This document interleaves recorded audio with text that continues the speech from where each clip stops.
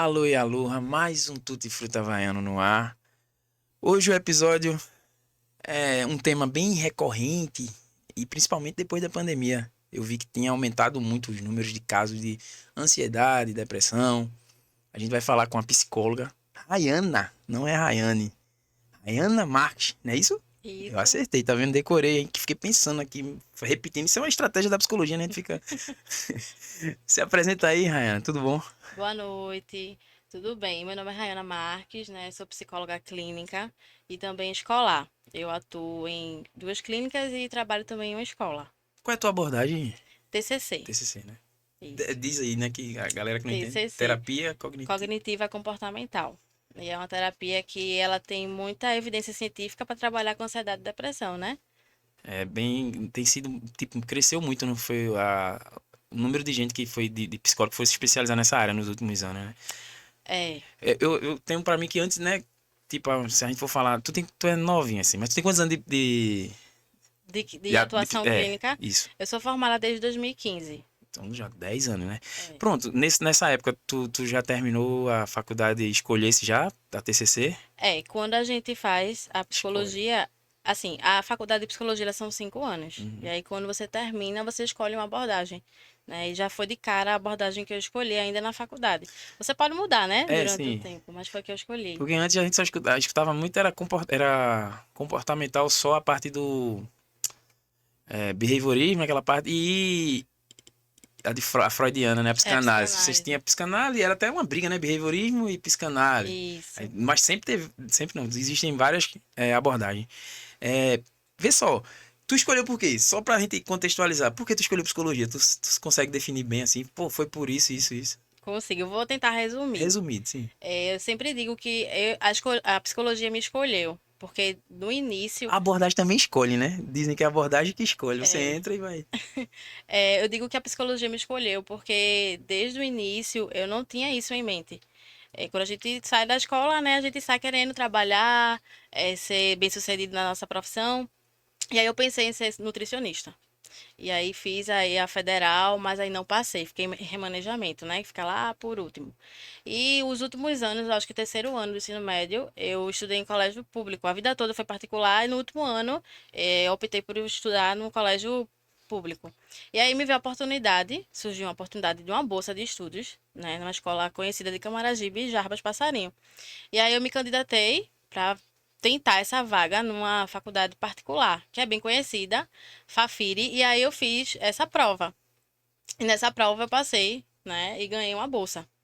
E essa bolsa era uma bolsa de 100%. Então, na época, para mim foi surreal, né? E eu A não Fafiri. sabia. A Fafiri é uma das melhores, né? Do Depois estado. da federal, ela é uma das melhores particulares. Aham. Inclusive, no início, tinha pessoas que pagavam, que estudavam na federal, mas que pagavam cadeiras de filosofia na Fafiri, né? Então ela tinha nome. Só que eu não sabia o que era psicologia, eu fui na sorte, né? O diretor até perguntou: "Você sabe o que é psicologia?" Porque ninguém quis cursar, tentar esse curso, na verdade, e ganhar essa bolsa, porque não queria ser psicólogo. Há uns anos aí eu ouvia que não dava dinheiro. Tipo, era, tu vai fazer psicologia pra viver de quê? Que não Exatamente. tinha Eu ouvi essa. muito isso na É, faculdade, de alguns professores também, é que isso. acabava desmotivando a gente. E aí eu fui com a sorte. Eu vou tentar, vou ver o que é. Se eu gostar, eu continuo. Se não, eu volto para a primeira opção, que era a nutrição. E aí eu fui me apaixonando no primeiro período, no segundo, e eu fui fazendo, fazendo, fazendo, e aí consegui, né? Concluí. Em 2015. 2015. Tu já conseguiu. Porque no último ano tem o estágio obrigatório, né? É. E depois tu já conseguiu, assim, clinicar, já fosse direto pra clínica ou. Tem, de Depois do 2000, estágio obrigatório, né? Lógico. é, de 2015 para cá houve, né, vários períodos, vários processos na minha vida. Então, eu me formei de fato em 2015. Assim que eu me formei, eu fui trabalhar na clínica, mas como a gente já disse aqui, né, era uma visão que as pessoas tinham que psicologia não dava dinheiro. E foi muito árduo, assim, eu não tinha uma cartela de clientes. Eu precisava me manter, né? Então, eu fiquei 2 anos atuando na clínica e depois eu desisti. Eu comecei a acreditar que eu não era capaz. E aí isso foi me consumindo ao ponto de eu sair do viés psicológico e trabalhar em outras coisas. E aí eu sempre fui me virando em outras coisas, até que recentemente, assim, há uns anos atrás, eu voltei para minha área de fato de formação, que é a psicologia. E desde então eu estou atuando e Ô, Renan, tem alguma coisa a ver com a pandemia? Porque isso é dado, né? Tem vários dados estatísticos de busca por atendimento psicológico depois da pandemia. Houve isso. um aumento grande, né? Tanto dos casos, aumentaram os casos de depressão, ansiedade, etc. Mas também aumentou a procura, a facilidade, né? Porque a partir daí começou a liberar ser online. Não era, né? Não Uhum. podia ser online. Sempre pôde, só que existia vamos dizer assim, no código de ética, né? Existia como se fosse um trabalhinho a mais. A gente teria que fazer uma inscrição, pedir uma autorização, né? O CRP, que é o Conselho da Profissão, para poder atuar também online naquela época, em 2015. Era muito mais difícil. Com a chegada da Covid, né? Viu a necessidade de abrir esse leque. E aí simplificou mais esse processo. Até porque naquela época se pagava até uma taxa para você trabalhar também online. E era Era. Você pagava uma taxa. Hoje a gente paga a taxa do CRP, né, que anual, né? anual, mas antes se pagava também para você poder atender online. É, Então era bem mais difícil. tem a ver mesmo, né? Tem a Com ver com a a, pandemia, deu essa crescente, né? Abriu essa oportunidade, mas a minha volta, de fato, a minha área de formação foi, vamos dizer assim, uma luzinha despertou dentro de mim e disse, eu posso. Eu preciso acreditar em mim. Porque, como eu te disse, eu parei porque eu comecei a acreditar que eu não era capaz de ajudar outras pessoas. E aí, com o tempo, eu fui trabalhando isso e eu fui vendo que eu era capaz, sim. E isso foi o que me fez voltar para minha profissão. No meio do caminho, engravidei, tive a minha filha, comecei a observar alguns comportamentos que ela tinha por conta da pandemia, não podia colocar em escola. E aí eu fui observando alguns comportamentos que foi me dando ainda mais vontade de voltar para minha área. E aí, quando eu voltei, de fato, eu voltei atendendo crianças já, adolescentes, fui fazendo pós, e aí cada vez mais me alimentando, né, desse sonho que eu já tinha há muito tempo, Uhum. só não acreditava em mim mesma. E aí, com o passar do tempo, fui vendo que sim, eu sou capaz. Hoje tu tá vivendo do teu sonho, né? Isso, Isso aí tem exatamente. preço não. Vê, tua maior área de atendimento ou demanda hoje é ansiedade e são pacientes com. Paciente ou cliente, né? Pode chamar dos dois, né? Em Isso. busca de ajuda por conta de depressão e ansiedade. Ou como tu falou que também trabalha com criança, tem Atípicas, né? isso. Qual é hoje a tua demanda maior? Eu poderia dizer que é uma equação equilibrada. É. O tanto que se tem de crianças com diagnóstico de TEA vamos dizer assim, o mesmo que eu atendo de pessoas com ansiedade, né? De fato, com diagnóstico de transtorno de ansiedade. Então, tem chegado para mim muito adultos, né, com essa queixa, essa demanda de ansiedade, que foi desenvolvida em algum momento da vida. No trabalho, após a pandemia, porque tinha incerteza do que se ia continuar no trabalho, do que ia ter no outro dia, de como ia ser a vida. Então, tudo isso foi, assim, fatores que colaboraram, né, para ter essa crescente de diagnósticos de ansiedade e depressão também. Engraçado que é, elas estão. Às vezes fica difícil de identificar se o quadro está associado, né, à depressão e ansiedade, né? É, pode vir junto. É, não é isso? É, a gente chama de comorbidade. Vamos dizer assim, existe o transtorno em si, né, o principal, e existe a comorbidade, né? Então pode vir junto. Pronto, então vamos diferenciar logo aqui. Vamos começar pela ansiedade. Eu sei que a ansiedade todo mundo tem, né? E é um mecanismo até de defesa, né? Pra gente poder sobreviver e evolutivamente a gente tem isso. Ela tem dois tipos, né? Eu esqueci agora, mas. Enfim, a gente tem ansiedade, normalmente é bom que tenha ela em certa medida, não é isso? Isso. A ansiedade, eu sempre digo, ela é uma emoção necessária. É ela que prepara o ser humano, né? Ela que dá aquele sinal de alerta, de perigo, Luta ou de fuga. ameaça. Mas quando isso passa, né, a trazer um sofrimento para a pessoa, aí sim a gente pode avaliar e pode ver se é um transtorno ou não. Porque a pessoa pode ter um quadro ansioso, mas não ser um transtorno em si. E existem vários tipos de ansiedade. Entende? É como se a ansiedade fosse um grande globo e dentro deles vários outros subtipos de ansiedade. Boa.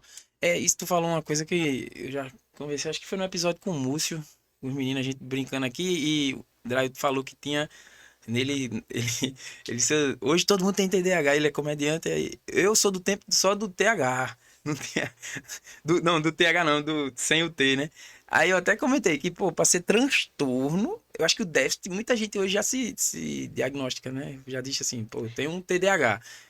Mas tem uma, pra ser TDAH, tem que ter o transtorno, que é uma coisa que tá impedindo até a pessoa de viver, né? Não tem essa Exato. diferença, tu pode me dizer isso? Tem.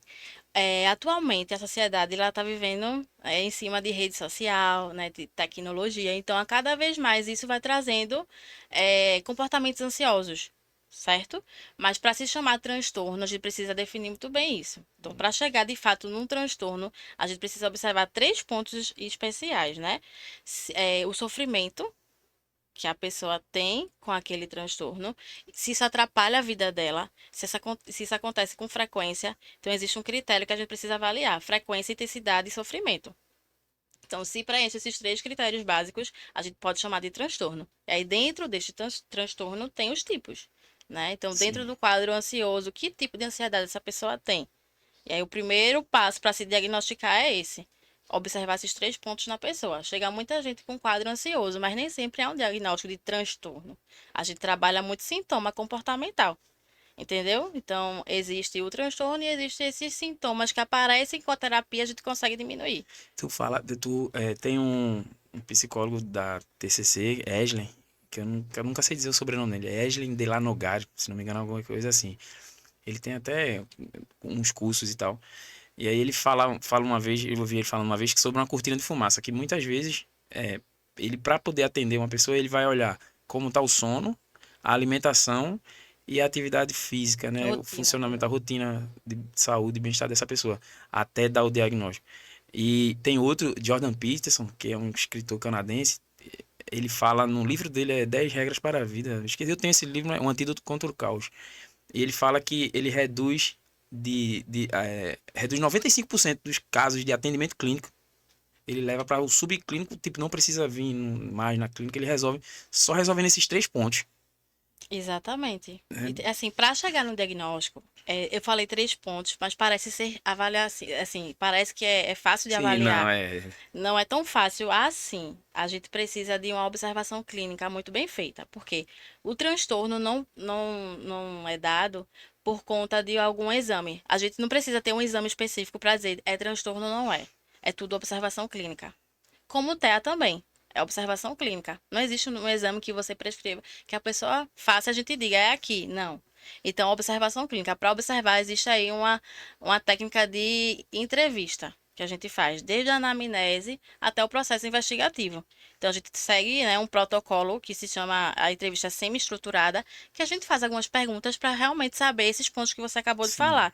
E a partir daí, trabalhar cada vez mais o que pode estar trazendo esse sofrimento, entendeu? Aí É segue porque, assim. no caso da ansiedade mesmo, a gente pode pensar, um sujeito que não dorme direito porque trabalha, sei lá, até tarde, ou tem um estímulo alto à noite e vai dormir mais tarde. E para se manter acordado durante o dia, ele extrapola no uso de café, energético. Tudo isso pode estar levando a um tipo de ansiedade Um que, quadro ansioso, quadro sim. ansioso que pode ser regulado, né, com mais, entre aspas, mais tranquilidade. Só que aí Exato. também não dá tranquilidade, porque você tem que entender porque a pessoa tá nessa rotina, né? É muito mais profundo, não é? Exatamente. E além do profissional entender, ele tem que mostrar para o paciente e fazer com que ele entenda também, É, né? E aí ele só muda se de fato fizer sentido para ele. Então, eu sempre falo isso em sessão, em consultório. A gente tem que trazer a consciência ao paciente e também só a consciência não vai fazer ele mudar. Ele precisa ter a consciência de que vai mudar e fazer por onde para mudar. Só que para ele fazer esse movimento da ação, tem que fazer sentido para ele. Ele tem que saber o porquê, o motivo daquilo. E o profissional só guia. A gente nunca dá a resposta pronta, a gente sempre dá o meio. eu tô falando isso agora e o povo já veio na minha mente que, tipo, alguns casos, ou a maioria das pessoas hoje que buscam, por exemplo, um nutricionista, que era o que tu ia fazer também, né? Seria massa se tivesse que tu juntava as duas coisas. Eu acho que tá muito associado pra maioria, né? Porque, por exemplo, atleta já é mais tranquilo, ele sabe dele tem uma disciplina alta e tal, e ele vai resolver isso. Mas assim, a gente conversou com o Alexandre, que é especialista em emagrecimento. E a gente entra de vez em quando nesse assunto, porque tipo, você pode ter o melhor professor de educação física do mundo do seu lado, o melhor nutricionista, mas se você não se empenhar naquilo, aquilo não fizer sentido para você, né? Eu fico olhando muito caso de nutricionista mesmo, porque a gente sabe que tem uma ligação enorme, né, Muito. entre a compulsão alimentar, a perca de controle ali, de seguir a regra da alimentação boa, balanceada, e Eu acho que assim, você. Um burraldo aqui falando. Eu penso que tinha que ser, vai, diretamente ligado, no caso de emagrecimento especificamente. Pelo menos emagrecimento, um trabalho com um psicólogo do lado. Exatamente. E principalmente o psicólogo comportamental, porque Se tudo isso- é comportamento, né? É, Agora, isso gera uma polêmica, né? Porque um cara da psicanálise vai dizer, não, mas a gente também consegue. é, Pô. mas assim, se você for avaliar, a maioria das coisas são um comportamento. Até pensamento é um ato que você teve ali de pensar. Então, qualquer coisa que você decidir fazer, você vai precisar agir para aquilo. Então, não adianta você ter um melhor nutricionista se você não coloca aquele plano de ação em prática. Então, eu preciso entender o que é necessário para chegar no meu objetivo. Só que existe o objetivo maior, o objetivo central, e existe o percurso. Eu falo sempre isso para os meus pacientes que querem entrar no processo de emagrecimento, né? É um processo. Eu tenho o objetivo de perder 15 quilos, mas eu não vou perder 15 quilos em um mês. Então, eu preciso quebrar esse grande objetivo em pequenos e fazer com que ele fique menor, mas eu entender que eu conquistei 3, daqui a pouco é mais 3 faz 6, daqui a pouco mais 3 faz 9 e eu vou chegar nos meus 15. Entende? É partir os objetivos, é comemorar as pequenas conquistas, porque isso dá a motivação de você continuar e dá sentido para você fazer aquilo. Então, eu sempre falo isso para meus pacientes, que tudo é comportamento, precisa entender os gatilhos no vulgo popular, né? É. Que faz com que você tenha ali um episódio, vamos dizer, compulsivo, que você come. Eu escuto muito isso. Ai, Rai, de repente eu fui lá e comi. Eu sempre digo, nada é no nada. Tem alguma coisa que aconteceu antes que a gente precisa treinar você para entender, né, o porquê que isso aconteceu para não acontecer mais.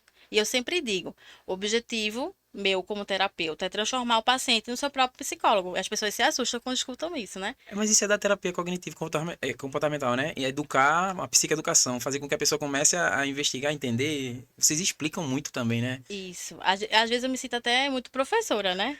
A gente ouviu muito isso na faculdade. A gente faz sessões de psicoeducação.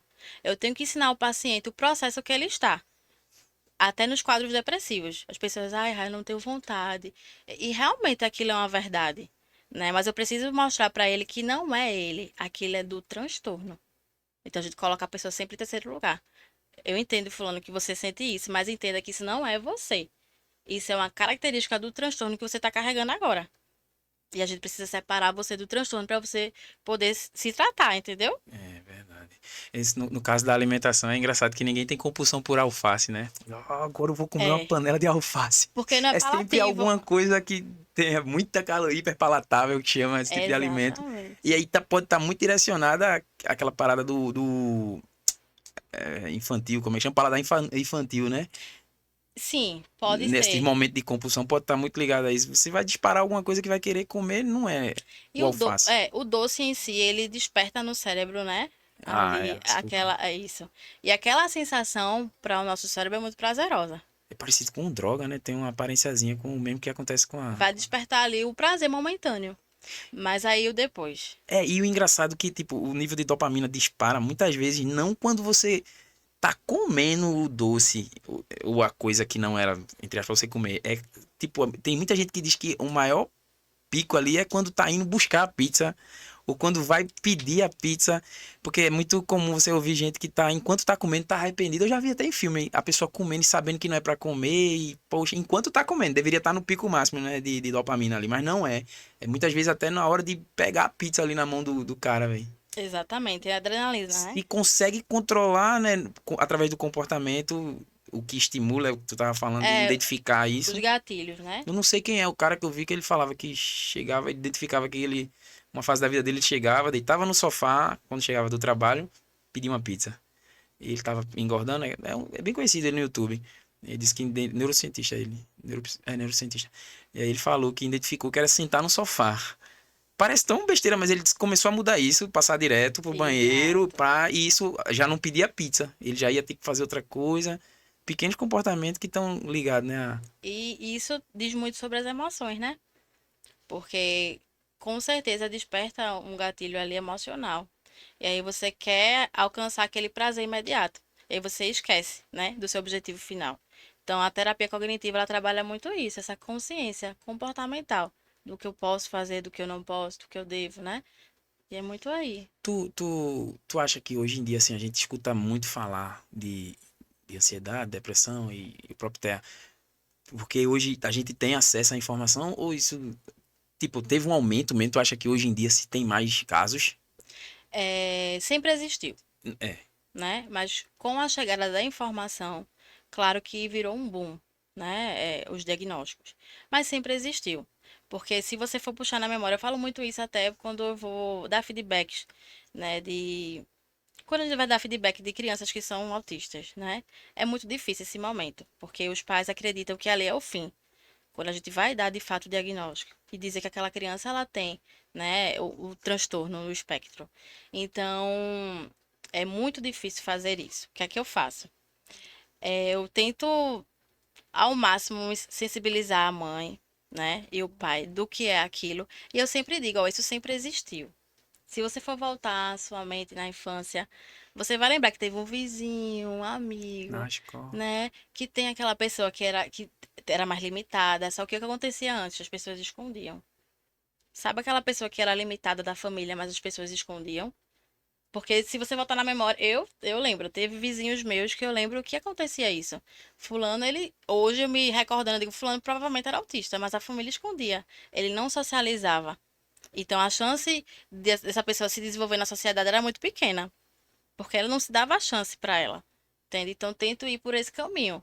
Mas eu sempre digo que o diagnóstico ele aumentou por conta da informação que Tu não chegou. acha que os estímulos que a gente vive hoje, que a gente tem hoje, também influencia de alguma forma? Tem gente que fala até de substância, né? Se não me engano, uma substância que tem nas embalagens de produto podem, né? Tem estudo que indicam que pode incidir na mulher, na mãe, a mulher gestante, né? Pode aumentar. Existe também outras influências de alguns materiais que a mulher grávida lá em contato pode. Existe alguns estudos. Além disso, a hiperestimulação. Tem gente que fala até, mas aí acho que já é mais teoria da conspiração. Sinal de Wi-Fi, esse tipo de coisa tudo pode estar interferindo. Aí eu não viajo muito não, mas no alimento e algumas substâncias que contêm água, eu já vi algumas coisas que acendem uma luz assim. Pais mais velhos também tem alguma coisa, eu já li alguma coisa que fala que o pai mais velho, né, o homem quanto mais velho numa relação, pode a probabilidade de ter um filho com TEA é maior. Existe algo sobre isso, né? Olha, sobre a alimentação eu desconheço, Tá. mas sobre a questão da idade, isso é um fator que colabora. Qualquer transtorno, ele é definido não por Sim. uma só questão. São questões multifatoriais que a gente fala. Então, tem a genética, tem o ambiente, né? Então, tudo isso influencia. Então, o TEA, ele tem uma corrente aí genética, sabe? E dentro dessa questão genética vem o ambiente.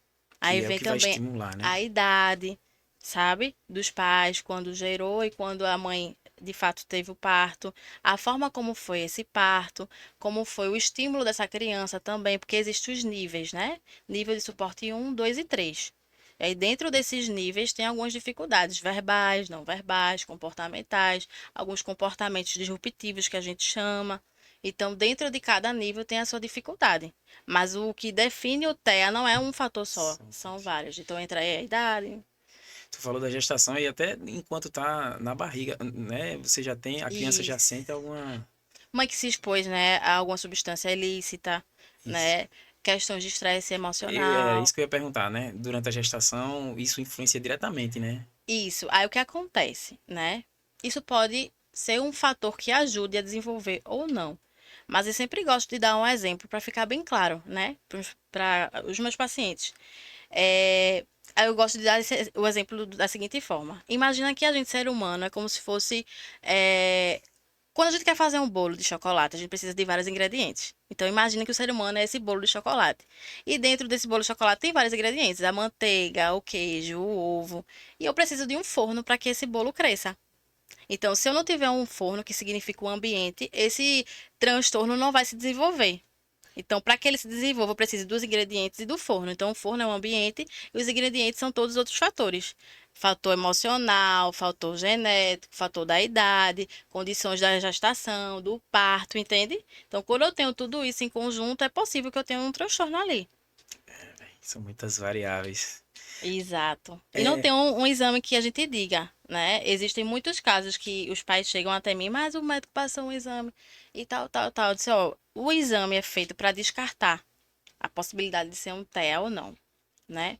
Porque um sinal muito evidente é quando a gente chama a criança pelo nome. Acho que isso já é de praxe. Alguém, quando vê uma criança que chama pelo nome e não atende, já é um sinal de alerta, né? Ó, leva teu filho para investigar, para Esse é um avaliar. problema, você dizer isso ao pai. Exatamente. Aí, assim, o médico ele passa um exame auditivo, vamos dizer, o BERA, para saber se aquilo é uma deficiência auditiva de fato, ou se é uma incapacidade, uma falta de habilidade dele se perceber, dele entender que ele está sendo chamado, entende? Então é bem complexo. Eu dou aula de jiu-jitsu pra criança. Tenho muito aluno, muita criança. E dá pra ver. Você, dá pra. Eu conheço, inclusive, um que. Não sei, bicho, porque. E aí eu soube depois que meio que a família não aceita. Uhum. Então achando que é outra coisa, e é QI, ele tem um QI elevado e tal. Mas, Aí tem também as comorbidades, que é isso daí, sim, que vem junto, que né? pode vir ou não. Só que eu acredito que os pais têm. Muitos pais ainda têm essa dificuldade de aceitar, né? E aí vai tentar no esporte, por exemplo, que é o meu caso, no jiu-jitsu lá, pra ver se era isso que faltava, E aí né? tempo é ouro, né? Então, poderia Tempo ter é ouro para começado essas com crianças. muita. O diagnóstico o psicólogo dá Sim, sem ter que ter sim. o psiquiatra. Isso é uma coisa que eu gosto muito de desmistificar, né? É, até então. Porque as pessoas acreditam que só quem dá diagnóstico é um médico. Mas todo transtorno da categoria F, que é transtorno mental, o psicólogo ele está habilitado a dar, né? Porém, a nossa questão jurídica tenta ao máximo burlar isso, né? Então, quando eu dou diagnóstico de TEA, eu sempre peço também uma avaliação neuro para facilitar a vida desses pais a procurar ajuda. Porque eu sei que a justiça vai tentar ali burlar de alguma forma, retardar o processo de procurar ajuda. Mas o psicólogo ele é habilitado pela lei. Porque tem muito. Existe um meio que um lobby por conta do. Por exemplo, se tem plano de saúde. O plano de saúde não quer pagar e vai ter que. Vai. O custo é alto, né? E é por isso que eu acho que o número aumentou.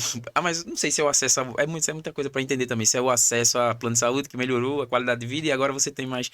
Só que realmente eu já ouvi falar que o plano de saúde ele faz de tudo, né? Para que você Não demore. faça. Não é. Porque eles são obrigados por lei, né? A bancar o tratamento, É, né? tem E. que disponibilizar a equipe multi. Na maioria das vezes, eu acho que 80% das situações de diagnóstico de TEA atualmente precisa de uma equipe. E eu estou falando de uma equipe muito grande. Por exemplo, fono, TO, musicoterapia, entende? Psicologia, apli- Psicomotricidade também, principalmente psicomotricidade no dependendo da criança, princípio. entendeu? Tem também aplicadores ABA, porque uma coisa é você ser psicólogo TCC e uma coisa é você ser aplicador ABA. Tem um curso específico para isso, você faz esse Exato, que a curso. aba é uma ciência também.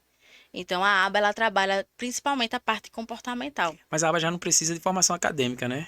É, você faz um curso Você consegue específico e fazer você o consegue aplicar o aplicar. programa, porque são Uhum, programas uhum. de treinamento. E o psicólogo ele faz intervenção. A gente vai trabalhar o comportamento daquela criança, avaliar como ele acontece, por que ele acontece, os fatores e sinais que fazem com que aquele comportamento aconteça. Ensinar os pais a não é evitar uma crise, mas saber quando uma crise vai acontecer, que é diferente de uma birra. Porque quem tem criança autista que sai com ela na rua, já ouvi muito isso de pais. Já eu não saio porque as pessoas me julgam. Fulaninho não gosta de barulho. Então ele grita, ele chora, as pessoas não entendem. Então eu evito o máximo sair. Só que isso acaba prejudicando a criança. Então a gente ensina aos pais como lidar com isso. Mas aí vocês vão em estratégias específicas, de acordo com a rotina da pessoa, né? Vocês Exatamente. A dão gente dá a uma. previsibilidade daquela criança. Que é assim, a gente ensina, a gente mostra como é que vai ser a rotina dela, manhã, tarde e noite. Porque se você for investigar a fundo, eles não gostam de nada que saia da rotina. É, É tudo ali no quadradinho. Então, até quando algo vai sair da rotina, tem que se explicar para ele o porquê. E tem que mostrar como vai acontecer. Eu sempre dou esse exemplo aos pais. Imagina você é convidado para um casamento que não é brasileiro. Só que você não sabe como é que é a cultura de outro país, mas você foi convidado. Se o noivo ou a noiva te dizer todas as dicas, olha, vai ser assim, a hora do buquê vai ser assim, não fica mais fácil de fica. você visualizar? A gente tenta fazer isso para as crianças autistas. Agora, isso em todo o tempo. Você vai acordar, vai escovar os dentes, e aí muitas vezes a gente usa a figura. Acorda, escova os dentes, toma banho, faz atividade, vai para a escola. E todos os dias. É uma luta. De domingo a domingo. Ô, Ana, e, poxa, tem o lado da mãe, né? Porque assim, pronto, por esse contato que eu tenho, eu vejo que Eu não sei, eu não vou dizer pra parecer que. Mas o homem geralmente não vai, velho, assumir esse. Tem casos, mas é muito Pouco. pouco. Quem fica, quem tá ali e muitas vezes deixa de trabalhar, e deixa de viver pra. São as mães, né, atípicas, a gente vê muito. Na verdade, eu nem conheço algum pai que seja, que deixou tudo pra fazer isso. Geralmente é a mãe. Acho que eu conheço são mães e tem os pais muito presentes, mas vamos lá, um tem que. Um fica aqui e o outro Prover, vamos né? pra rua. Vamos trazer. O Que também sustento. não é, a gente também não tá dizendo que o pai não assume um papel que é duro, que tá na rua e tal. Exato. Mas aí tem uma carga pra mãe. Eu conversava com uma que eu tive tanta dó dela, da situação. Ah, não, mas. Porque também tem gente que diz que não, quem tem terra são especiais, são estrelinhas, são. Véi, é uma luta aquilo ali. Também não vamos tá dizendo que. Romantizar também e também Romantizar. não vamos, né, julgar. Vamos ter um bom senso ali, um equilíbrio. E tipo, eu vejo a mãe, caramba, lutando pra trazer pro treino lá, no meu caso, pra poder ver se aquilo melhora, a atividade ali melhora de alguma forma. E tem um caso que eu gosto do menino, onde eu vejo, eu paro a moto pra dar um abraço nele.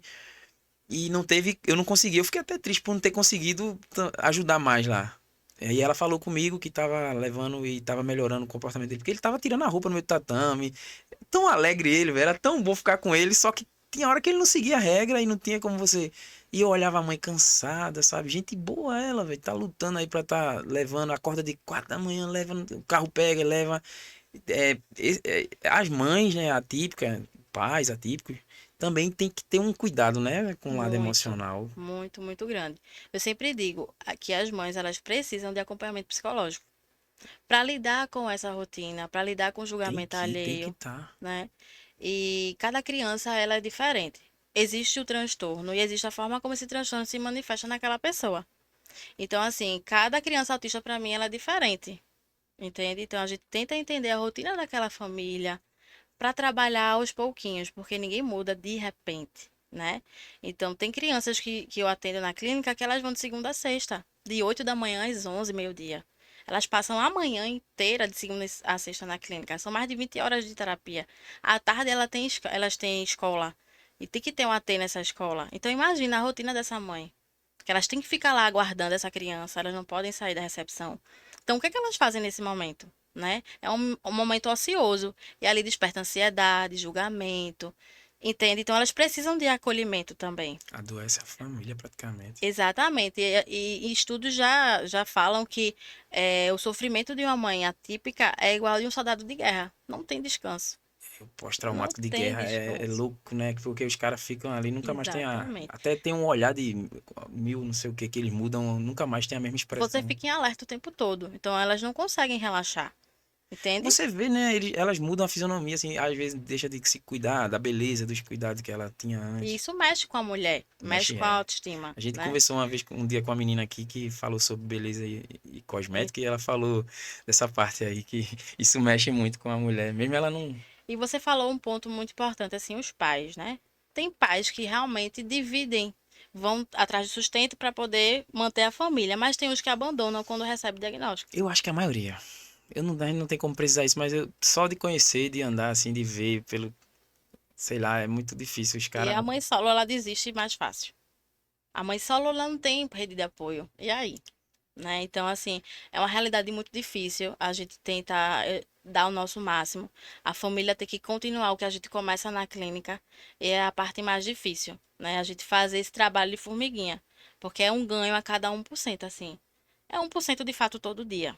Todo dia para você conseguir, por exemplo, uma criança, a gente tá aqui conversando, está desenvolvendo várias habilidades de ouvinte, de falante, né, de interação. Reflexão, análise crítica. E a criança que ela tem esse tipo de transtorno, ela vai ter alguma dificuldade em alguma dessas áreas. Então, a gente primeiro tem que fazer uma avaliação e ver o que é que ela consegue desenvolver.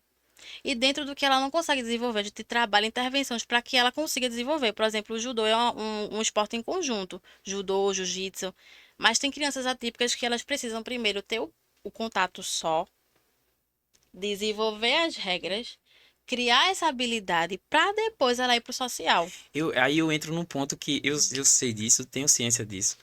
E eu procurei ver alguma coisa pra tentar trabalhar, fazer alguma coisa. Sabe aquela coisa de que quero Uhum. ajudar? Mas muitos pais, mais uma vez, acha que você. Sabe por que meu filho não vai estar no meio de tudo? Mas não anda. Exato. Não anda até ter esse trabalho. Eu acredito, desde sempre eu falei isso, ó, o ideal seria a gente fazer um trabalho Isso. para poder depois ir inserindo. Depois que ele entendesse essa regra básica ali, a gente inseria uma vez e de pouquinho em pouquinho fazia. Mas às vezes também muitos pais, no começo da faculdade, tu deve ter ouvido, na parte de desenvolvimento infantil, né, que a criança é o sintoma. Muitos pais chegam no consultório, meu filho, aí, peraí, vamos entender a história dos pais. A criança é só o sintoma dos pais, velho, porque Exato. geralmente tem muita coisa por trás ali. A Exato. pior parte de trabalhar a criança é lidar com os pais. Exato. Eles são o reflexo, né, dos pais. E assim, como você falou, essa conscientização tem que vir também de fora. Não é só, por exemplo, você que está ali fazendo a aula, né? É a conscientização dos pais também, de entender os limites dos filhos, né? Mas aí eu entendo que o desejo é tão grande de que ele alcance o que é o normal para as outras, que eles acabam se achando excluído. Ah, porque o meu não pode, ou porque o meu não vai, né? Então é isso também que a gente tenta quebrar na clínica. Mostrar que existe essa diferença, E entende? quanto mais isso for feito, mais eficaz vai ser, né? Uma atuação pontual, como no caso do jiu-jitsu ou de qualquer outro esporte que E o seja. esporte é essencial, viu? Para o trabalho, assim, o tratamento. Eles vão aprender a seguir regras, esperar a vez, criar essa habilidade da socialização, entender o que Tem um pode. professor no Rio de Janeiro, Danilo, alguma coisa, ele fala, ele contou um caso lá bem, tinha, como é que chama o movimento repetitivo que geralmente É, flap, exatamente. né? Flap é quando faz Ah, assim. é só quando bate, mas tem uns que ficam fechando. Aí a gente chama de movimentos repetitivos mesmo. Pronto, ele usou isso pra.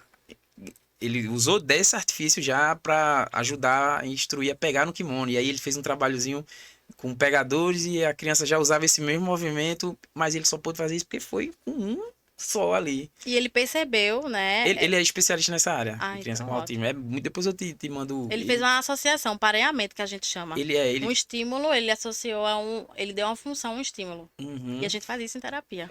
A E- gente tenta entender o que aquela criança quer comunicar. Tem uns que não são verbais. Então ela vai solicitar para você. Ou através da sua mão, que ela pega na sua mão e solicita o que ela quer, né? Até que ela chegue nisso, é um treinamento. Até que ela aponte o que ela quer, é um treinamento. Porque tem umas que só gritam porque elas querem acessar algo que elas não conseguem dizer o que é. E você não entende porque você não sabe, né? E aí fica naquela comunicação falha. E a gente tenta ensinar essa comunicação para eles quando eles não são verbais. E existem vários tipos de alternativas, né? Eu tenho um aluno que ele foi engraçado porque assim, tem um vídeo dele contando, por isso que eu tô dizendo que foi engraçado, a mãe dele falando isso que eu vou falar agora. A gente não sabia, não tinha diagnóstico, ele tava indo treinar, a mãe botou pra treinar. E ele ouvia que ele não queria fazer as coisas, né?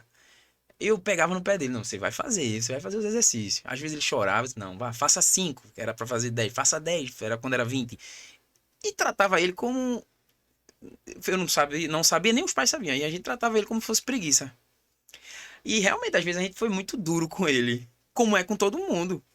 E depois de um tempo ele fez o acompanhamento, fez tudo direitinho e recebeu o diagnóstico.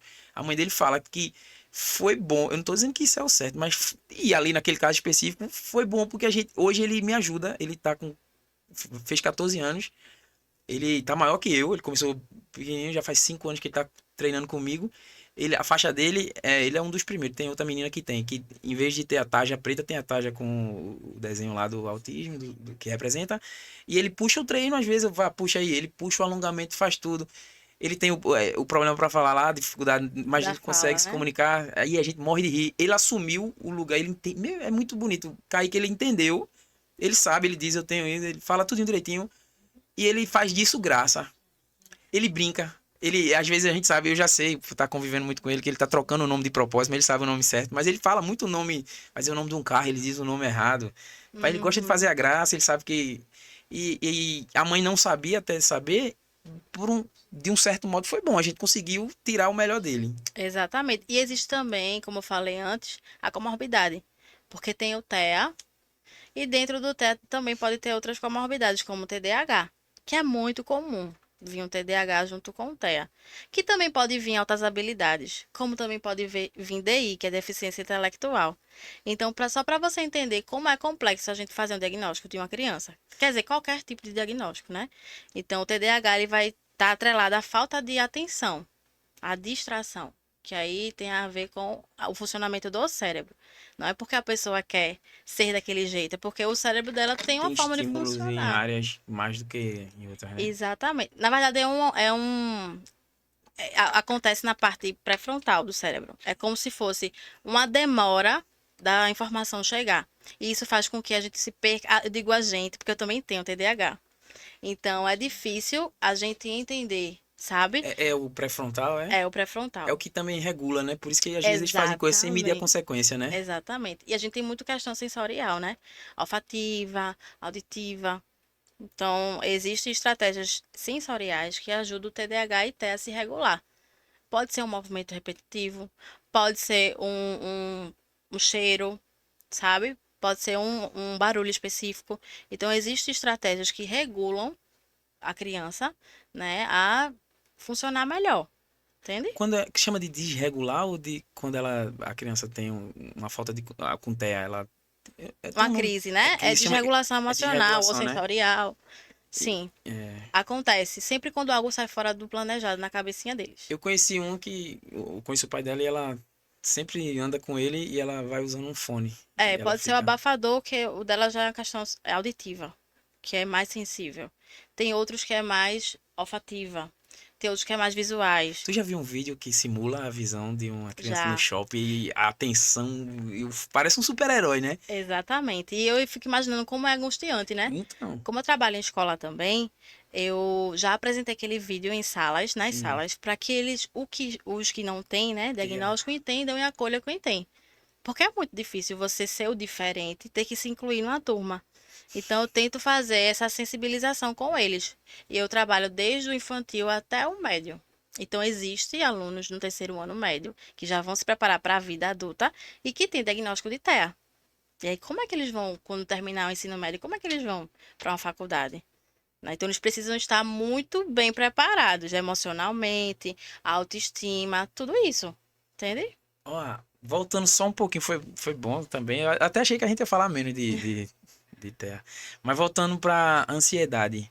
É, hoje no Brasil, né, É um dos maiores. ou é o maior do mundo, parece Acredito que já que já esteja deve ter. liderando aí. Eu sei que depressão é o maior da América Latina, Brasil. 5,8%, se não me engano, alguma coisa assim tem, né? Isso. No caso de ansiedade, eu tenho uma curiosidade.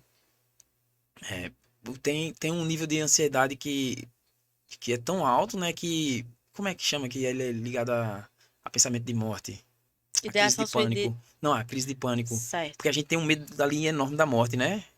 Na É. crise de pânico. Existe o ataque de pânico e existe a ansiedade. Pronto, vou falar de mim. Eu tive duas vezes isso há muito tempo e eu não sabia o que era e achei que ia morrer. E deu uma. Eu não consegui engolir, assim. Pronto, aí começou a dar aquela agonia e eu, meu Deus, vou morrer. Aí já fiquei desesperado e começou a acelerar o coração ao ponto de você daí ver isso aqui meu pum, pum, pum, pum, e eu ser socorrido pro hospital e tal.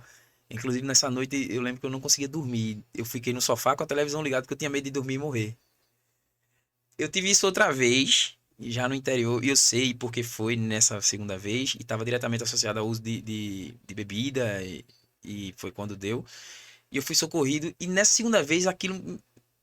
Eu fiz, não, isso não é meu coração, eu não vou morrer, é alguma coisa. E uma terceira vez eu não tive, mas chegou bem pertinho, foi só porque estava conversando com um amigo e uma mulher chegou falando da filha dela que teve um problema e estava no hospital. Enquanto ela estava falando aquilo, eu comecei a sentir uma frieza, uma moleza e queria bater de novo. E eu, peraí que eu vou aqui. E saí andando, sem destino. Uhum. Aí eu já percebi que não, quando isso daí eu andar, eu me distrair, isso passa, isso não é físico não. Eu nem tinha, isso tô falando de 20 anos. Eu não sabia nem que existia crise de pânico, sabe? E eu percebi. E aí outras vezes isso aconteceu, esporadicamente acontecia, eu me controlava, respirava, me levantava, saía, conversava um pouquinho, passava. E graças a Deus depois parou e pronto. E aí eu fui pro esporte, enfim. Tem essa.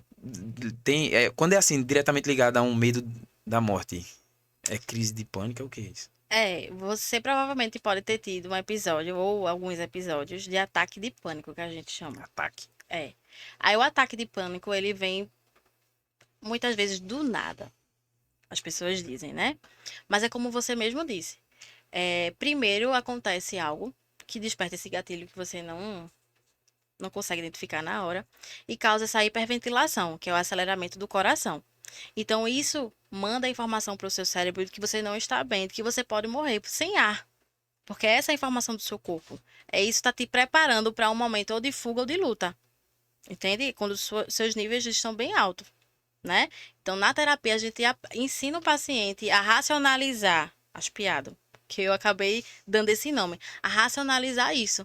Então, você foi uma parcela pequena de pessoas, né, que teve Sozinho. essa ideia sozinho de entender que você não estava morrendo, porque a informação que chega para o cérebro é essa, e você quer o quê? Fugir.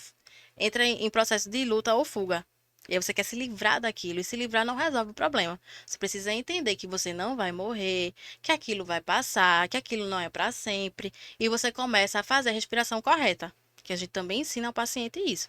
E quando você começa a respirar corretamente, seus níveis vão começando a normalizar, o coração começa a desacelerar e você começa a entender que você não morreu. Só que isso é aprendido em terapia. Aí tem casos que acontecem junto com a ansiedade e tem casos que é só ataque de pânico. Entende? Ele pode desenvolver a ansiedade. Ele É, pode vir junto vir junto. e pode não vir também.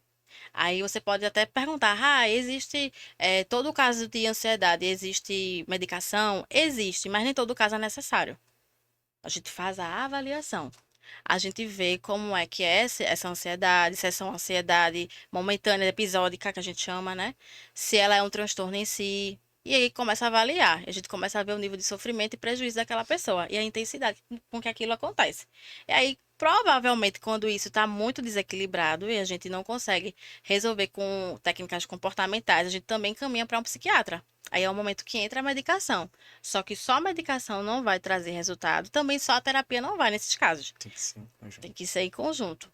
E aí entra um outro terceiro fator. Toda medicação, ela traz um efeito colateral. É. E aí a gente precisa ensinar o paciente a lidar com esse efeito colateral, que muitas vezes também acelera o coração. E que parece muito com uma crise. Danou-se. E aí tudo isso a gente tem que ensinar para o paciente. Eu vou É. dar só um exemplo. Por exemplo, eu tenho TDAH, né? E aí eu tomo Ritalina. Então, o Ritalina, no início da medicação, ele me deu alguns efeitos colaterais. Só que desde o início eu entendia que os efeitos não eram de Rayana, era do medicamento. E que me traz, ainda hoje, um pouco de coração acelerado. Se eu não entender que isso é da medicação, eu vou entender que eu tô tendo um ataque de pânico. Isso é meio que um É um exercício de autocontrole. você se sair de você e ver o que é que tá acontecendo, né? Pra poder administrar e entender o que é seu, o que não é, o que é emulado ali, que tá só por um tempo. E a terapia, ela vai ajudar nisso. E aí eu entendo que isso não é eu. Entende? Isso é um efeito colateral do Isso não é remédio. fácil fazer a pessoa Não é entender. fácil, porque você tem que controlar várias coisas, né? A sua mente, o seu corpo, os sintomas. Como é aquela sequência? Pensamento geram sentimentos que geram comportamentos, é? E esse É, comportamento, isso uma se situação, reinicia. ela gera um pensamento automático, que gera uma emoção e que isso gera um comportamento. Você pode ficar preso nesse ciclo aí se você não conseguir distinguir e alterar. A gente precisa entender como isso acontece para poder modificar. E aí eu preciso entender o padrão que aquela pessoa funciona. Terapia. Aí o psicólogo ele vai entender o padrão que aquela pessoa funciona. E dentro desse padrão, ela vai começar a trabalhar estratégias para quebrar algum desse padrão. E aí a gente vai modificar todo o resto. E a gente chama isso aí de pensamento distorcido, né? Distorções cognitivas. E a gente vai começando a entender. É muita coisa, né, velho? Muita. Agora eu vou só aproveitar isso aqui e a gente fala de depressão, porque eu sei que tá tarde também pra tu. Tem Augusto Cury, se não me engano. Ele fala de uma janela killer, que é uma exemplo falando de forma mais fácil de entender pra todo mundo assim, e a forma que eu sei falar também, é que é como tipo, sabe quando tu acorda de madrugada pra ir lá no banheiro fazer xixi e vê um pensamento de um problema? Ele chama isso Intrusivo, né? é Pensamento o pensamento, intrusivo. só que ele tem uma teoria que explica isso, que abre essa janela só pra uma coisa, porque não vem uma coisa boa não. Tu pode estar com 1 milhão de coisas. E aí, 3 horas da manhã, tu foi no banheiro e aquele pensamento que nunca vem um bom, ele te pega ali de madrugada. Aí tu volta pra cama. Aí, velho, Uma começa. sequência, uma cascata de coisas catastróficas, né? É isso, Não vai dar vai certo. E amanhã o que eu tenho pra fazer? Aí começa a checar tudo que se você tem que preocupar fazer. com a hora e não consigo, meu Deus, eu tenho que ir. Aí ferrou, 5 horas da manhã, 6. Tudo de novo. É isso. Ah, e sobre depressão, eu queria entender. A pessoa pode ter sintomas depressivos também e não estar deprimido? Existe isso ou não? Se pode dizer que tem sintomas depressivos? Porque tem a tristeza profunda, né? Tem vários. Também todo mundo diz que tem depressão hoje em dia, né? Que tá com depressão. Uhum. Tudo todo mundo tem, né? Tem como dividir assim ou Segue o mesmo fluxo da da ansiedade. ansiedade? A gente precisa avaliar a frequência, intensidade e prejuízo, né? Por exemplo, vamos imaginar que uma pessoa ela perdeu um ente querido. Provavelmente, em um período, ela vai começar a se comportar como uma pessoa depressiva, que ela está vivendo O luto. luto. Mas não necessariamente ela vai estar ali depressiva ou desenvolvendo um quadro depressivo. Se isso passa da normalidade, aí a gente precisa investigar. Mas também as pessoas perguntam: ah, foi por conta que fulano perdeu alguém que ele ficou depressivo. Não. Ele Fulano podia. provavelmente já tinha ali um fator genético que colaborou, e com a perca dessa pessoa, com a situação difícil que aconteceu, Aquilo ali fluiu, aciona. entendeu? Mas não quer dizer que só aquilo fez com que a pessoa desenvolvesse uma depressão. É, até porque o processo de luto também ele não tem um Tem as prazo. fases, né? Tem as fases, mas não pode ser que você até pule de fase, né? E não viva uma fase, depois volte e não tem essa confusão também no processo de luto. Que Tem. aí eu sei que já é outro assunto também, senão a gente ia ficar aqui até. É.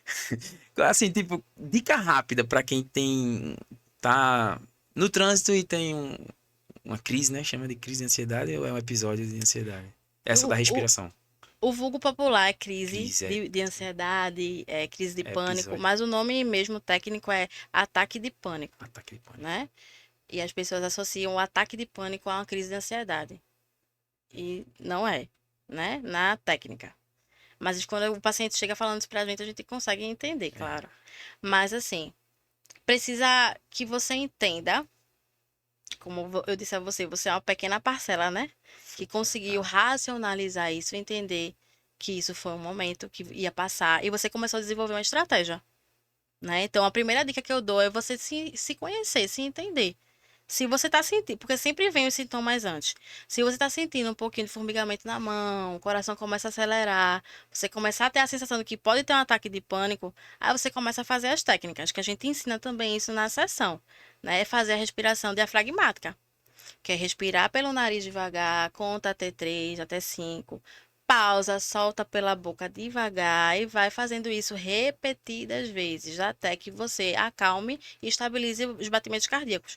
Só que isso leva um tempo para cada pessoa, né? Então, imagina no trânsito, como você perguntou agora, né? A primeira dica é você encontrar um lugar seguro, porque no meio do trânsito você não vai poder fazer isso, É.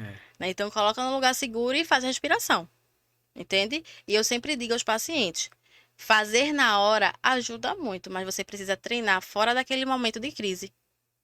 Você tem que treinar de manhã, quando acorda, treinar à noite, quando for dormir. Por quê? Tem muito paciente que faz, ai, eu fiz e não deu certo. Aí eu digo, eu também fiz a primeira vez e não deu certo. Comigo só deu certo na quinta, porque eu tentei. E eu precisei treinar o meu cérebro, porque ele não entende o que é preciso fazer para poder voltar ao normal. Então eu treino de manhã, quando eu acordo, eu respiro. De noite, antes de dormir, eu respiro. Então, no momento de crise, qual é o primeiro ponto que o meu cérebro vai buscar? O meu refúgio da respiração. Então, eu tenho que ensinar isso para o cérebro. O nosso cérebro é um grande computador que aprende tudo através do comportamento. Entende? Então, é essa dinâmica complexa. Perceber também é eu acho que treinar, o perceber, o aqui, o agora, traz você para aqui, meio que distancia você do pensamento ali que tá vindo pra.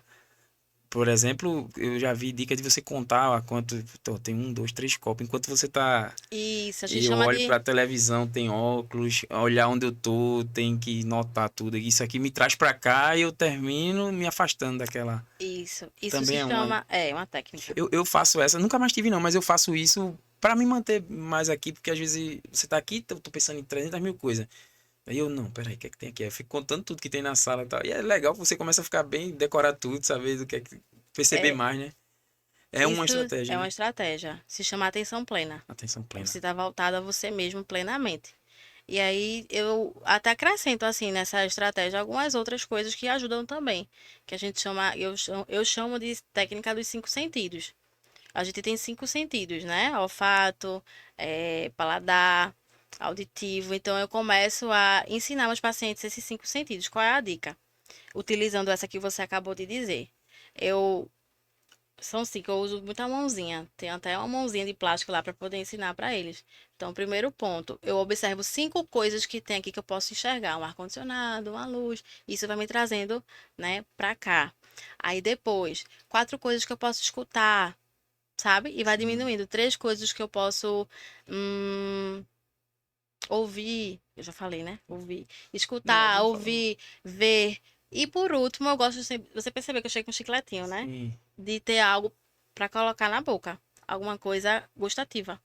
E aquilo também vai me trazer para um momento presente. Então, eu uso os cinco sentidos para poder me conectar com o aqui e agora. A gente chama isso de atenção plena. É, velho. É, você se esforçando e tendo acesso à informação e podendo o mínimo, fazer o mínimo, que seria assim, nessa parte assim já de estar controlando o seu redor e sua respiração. E, além do mais, né, eu acho que tu concorda do atividade física, Sim, tentar regular o sono. Tem sim. gente que fala, tem estudo que fala que depois das 15 horas não é ideal mais tomar café nem nada que estimule você. Tentar tem a luz quente à noite, né? Evitar a luz clara, Higiene do sono, né? higiene do sono, praticar atividade física, né, Rai? Sim. Inclusive tu treinava lá no cross, né? Eu lembrei depois, Fiz eu fiz, algumas aulas experimentais. né? É, Tá ativo assim também ajuda, né? muito, muito, muito Principalmente mesmo. nessa correria de hoje que é só cobrança, cobrança, cobrança. E você precisa encontrar a hora que você funciona melhor para atividade física. Sim, é. Porque eu sempre escuto isso em consultório. Ah, eu não consigo treinar. E quando eu vou mais a fundo, eu entendo que a pessoa ela quer treinar no horário que ela acha legal. Mas não é o horário que o corpo dela funciona. Todo mundo tem, né? Isso tem gente que vai funcionar Tem melhor em o um horário. ciclo circadiano, né, que a gente chama. Então, Isso. assim, tem pessoas que elas funcionam melhor para treinar de manhã. Tem pessoas que não. Só que as redes sociais É. estimulam sempre pela 5 da manhã. manhã, um E carro de jejum, uma panela de água gelada. nem todo mundo é assim. Eu tentei, mas é difícil demais. Eu fico o resto do dia doente, não vale a pena não. Eu não vou mais não de Exato. manhã, E isso não. traz sofrimento, né? É, Porque não é você bom. tenta se encaixar em um lugar que você não vai.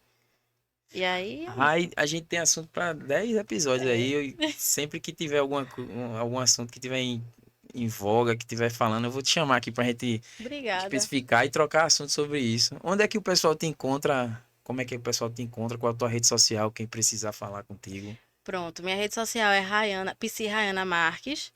E aí lá já tem o WhatsApp, Já só tem lá, clicar né? no Tem um link e link. já vai direto. Aqui em Camaragibe tu atende. Atendo em duas clínicas, né? Uma em atendimento TEA, que são crianças atípicas, outra atendimento particular, jovens e adultos, e numa escola que eu trabalho. Boa. Dá uma mensagem final aí pra todo mundo que tá em casa assistindo. Eu vou, assim, deixar aqui para vocês um alerta, né?